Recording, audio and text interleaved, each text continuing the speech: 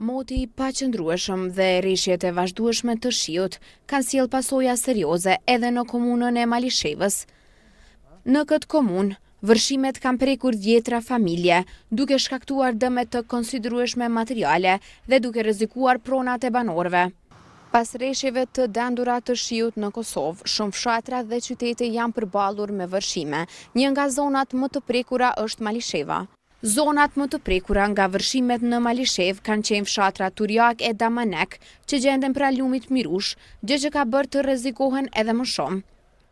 Këtu lumi ka prish tokat, bëjtësien, grurin, unë i kam janë e këtëre si ma ka marë, rrim kena pas ndërku, me qësh me thonë, her po her jo, që si sen.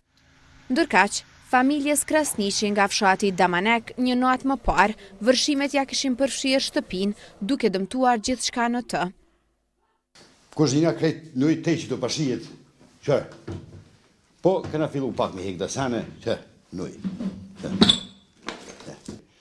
Kërë që ta më ndullë të më zhnalt, uj veçerdh, edhe e mlej krejt, te, ma shkort 1 metrë gjysë uj, smet kërgjo. Banorët që u prekën nga këto vërshime, mbeten me shpresë se do t'u kompenzohen dëmet materiale.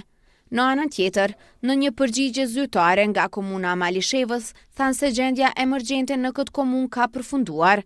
Megjithatë, kryetari i komunës së Malishevës, Ekrem Kastrati, së bashku me anëtarët e shtabit emergjent, kanë theksuar se situata është përcjell me dëme të mëdha, veçanërisht në infrastrukturë, ekonomi familjare, biznese dhe prona private.